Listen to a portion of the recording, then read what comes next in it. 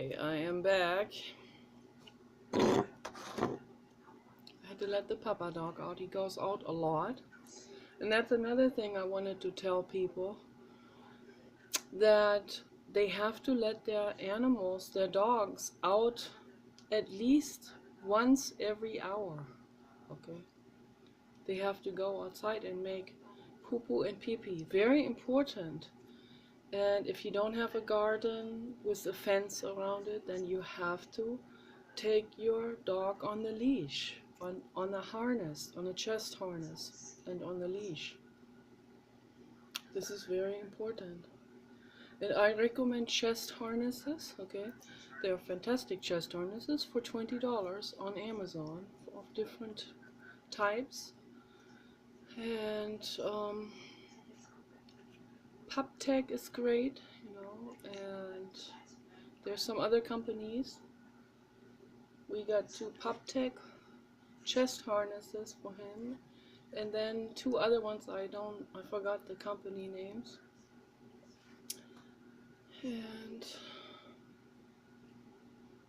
And I just ordered him 2 more chest harnesses for fashion purposes.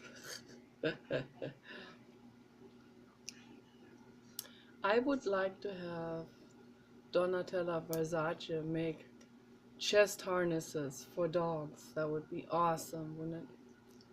With her amazing print on it and amazing colors and beautiful ornaments on it. Be nice. It would be nice to have a specific winter chest harness with padding, cross stitching, a beautiful pattern of colors,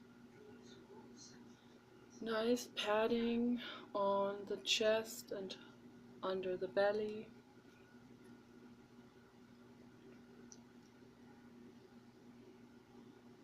I would like to design all of this. I have so many great ideas for clothes and vests and chest harnesses and leashes and dog tags.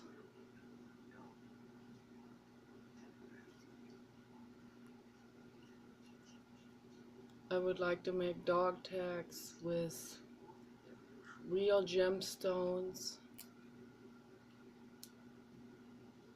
real jewelry pieces with there's a birthstone for every month, and so that the people, they can buy their dogs the dog's own birthstone dog tag. That'd be really, really awesome. I don't think that exists yet. That'd be really nice.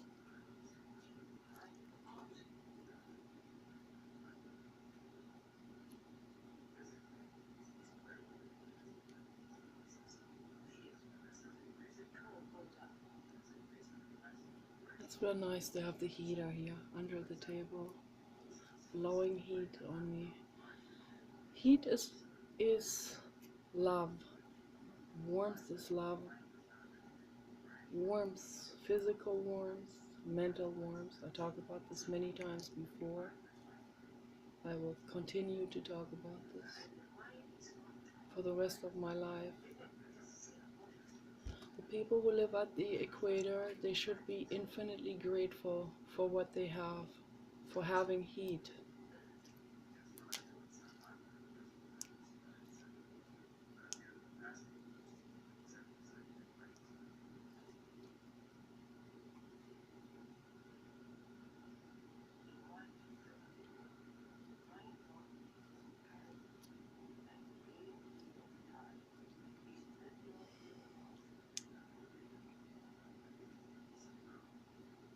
So every time I feel warm and safe and clean and have my perfume oils, I feel this infinite gratitude. Feel infinite gratitude for that what we have. everything that is good, that comes our way, that nurtures us, that heals us, that feeds us, that is a present from the infinite cosmos, and that is love. And we need to be infinitely grateful for it and thank the infinite cosmos for it. People used to do this before they would eat their dinner. They would sit together, and some people held hands around the dinner table. They held hands, the whole family, and they said their prayer, well, to the Christian God. That was their imagination, of course, but they appreciated it, the dinner. They didn't take it for granted.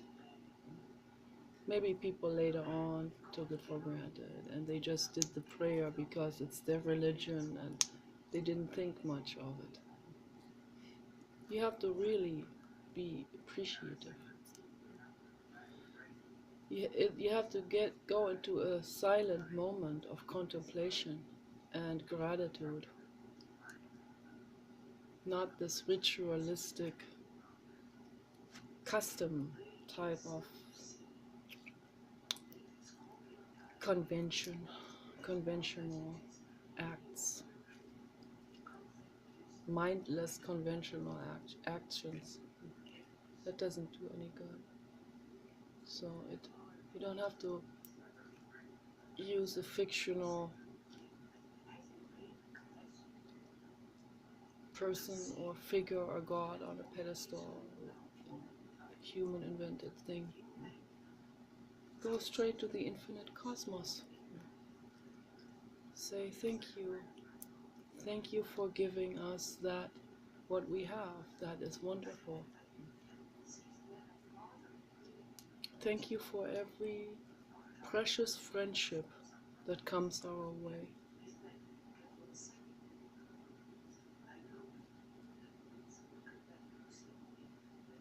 Many people are not friendly for different reasons. So when someone friendly comes our way, someone who's inclusive and warm, let's express gratitude towards that and not take it for granted. Not be demanding from anyone, or from the government. Not be entitled. Everything that we get is a present from the infinite cosmos. It is given to us, offered to us with warmth.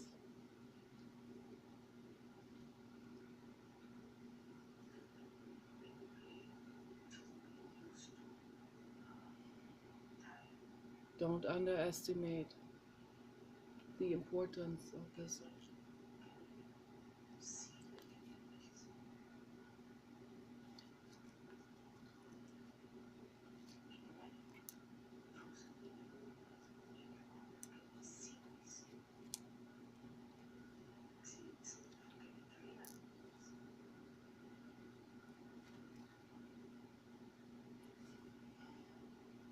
And when we give a present to someone, let's do that mindfully.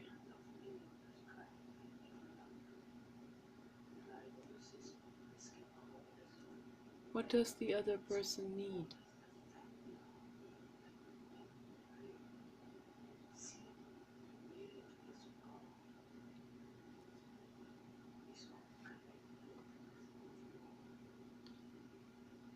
What does the other person want? Is there a difference between that, what he wants, and that, what he needs, what he really needs? Sometimes there is a discrepancy that is wide. There's a wide cleft in between that what his brain and body needs and that what he wants. or that what he thinks he wants, if he's not in tune with his mind and his body. So are you going to give someone cocaine because that is what they want, or other unhealthy things because that is what they think they want?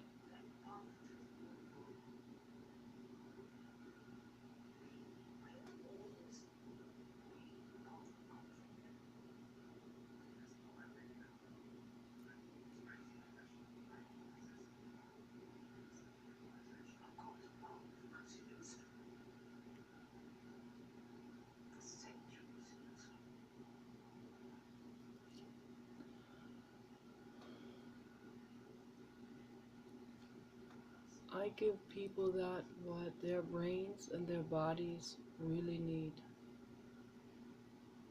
I give homeless dogs jackets and water and cookies sometimes and granola bars.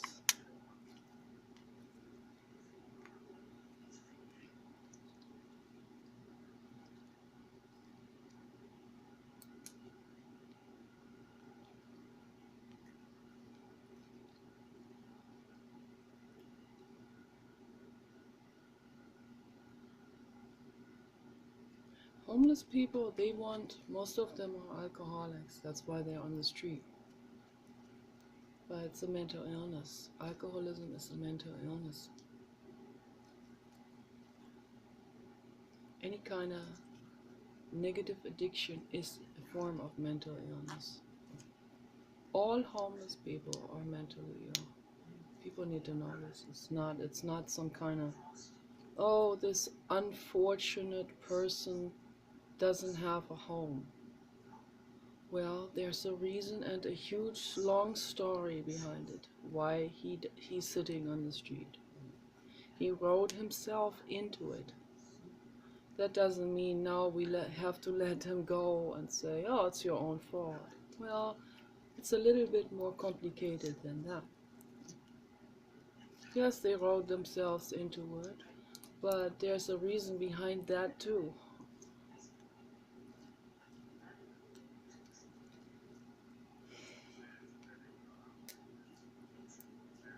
Dr. Robert Sapolsky said that there's no such thing as free will, okay? That everything has to do ultimately with our genetics, with our environment, with epigenetics that reacts to the environment, okay? With our genetics, we can have a specific system, nervous system, that we inherited genetically, that then can be either more susceptible to an environment or less susceptible. All these variations, makes it very complex. So that's why we're all very different. One person is more susceptible to this or that than the other person. One person reacts to a substance more than the other person. Another person withdraws in times of stress. Another person becomes violent. It has to do with our brain anatomy. Okay.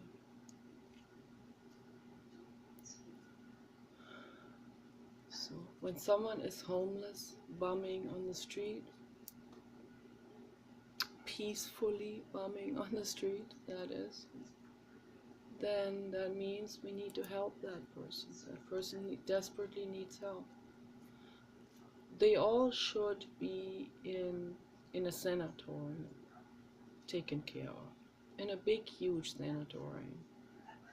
Sanatorium is a huge compound, that huge complex that spans hundreds of acres, with a park in it, with nature in it, that is safely enclosed, and that has wonderful, wonderful healing architecture in there, and with a garden where they grow their own veggies.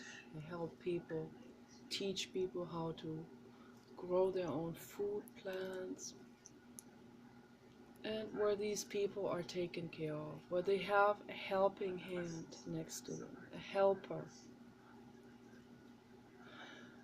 a guardian, a real person guardian, who looks over their shoulders, who guides them, guards them, who keeps them safe from themselves and towards other people. And that's what we need. And California is already getting better with this. So battery is getting low. I gotta recharge it. Take care. Bye bye.